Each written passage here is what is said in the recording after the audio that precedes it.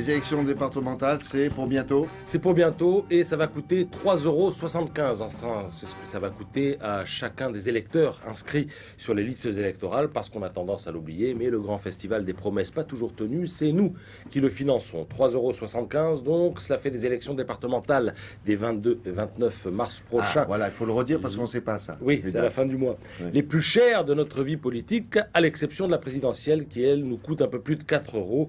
Voyez la facture de la démocratie, 2,48 € pour les européennes, 2,86 € pour les municipales, 3,11 € pour les régionales, 3,50 € pour les législatives. Cela fait des années que l'on entend parler de la réforme territoriale. 60% des Français demandent la suppression des conseils généraux. Ils n'étaient que 38% en 2008, mais cette affaire-là, c'est un peu l'arlésienne.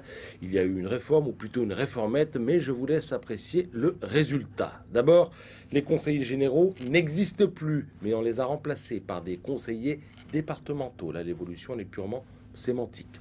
Ensuite, le nombre de cantons a été divisé par 2. Mais comme il faudra voter dans chaque circonscription pour un binôme homme-femme, c'est le miracle de la parité. Il y aura donc toujours autant de conseillers, comme vous pouvez le voir sur ce graphique.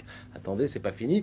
Le gouvernement avait prévu de dématérialiser la propagande électorale grâce à Internet, mais le Parlement a retoqué le projet. Du coup, la facture du scrutin fait une culbute. Elle passe de 85 millions, ça c'était la prévision, à 156 millions. Ce graphique le montre, elle ne cesse de progresser depuis 15 ans. Ajoutez à tout cela que les communes vont aussi mettre la main à la poche parce qu'un panneau électoral, ça n'est pas gratuit, c'est 150 €. Une urne, c'est 140 €. Un isoloir, c'est 110 €.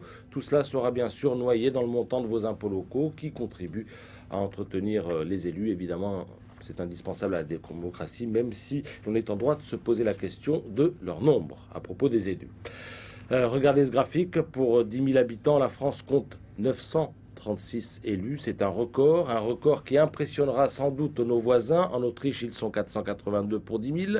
En Suède, 391. En Irlande, 43. Au Royaume-Uni, 38. Alors tout cela est à lire dans Capital. Vous trouverez sans doute l'addition un peu salée, mais il faut croire que c'est le prix pour sauvegarder la démocratie à la française, ébranlée par mille et une choses, dont la moins périlleuse n'est pas la théorie du complot.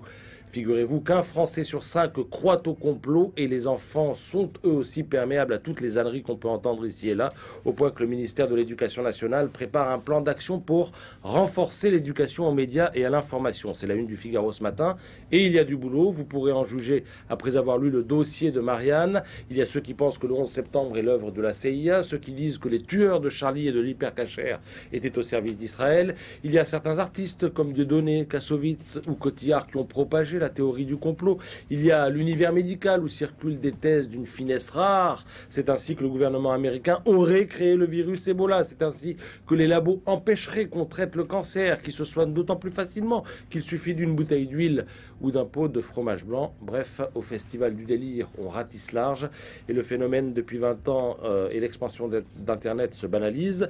La riposte dans cette cyberguérilla passe par des sites et des blogs. L'enjeu, ce n'est pas seulement la recherche de la vérité, l'enjeu, c'est aussi d'empêcher que certains jeunes basculent dans le djihad, car la vision complotiste du monde est l'une des sources du djihadisme contemporain. C'est ce qu'explique le sociologue Pierre-André Taguieff dans Marianne. Je vous en conseille la lecture. Merci beaucoup.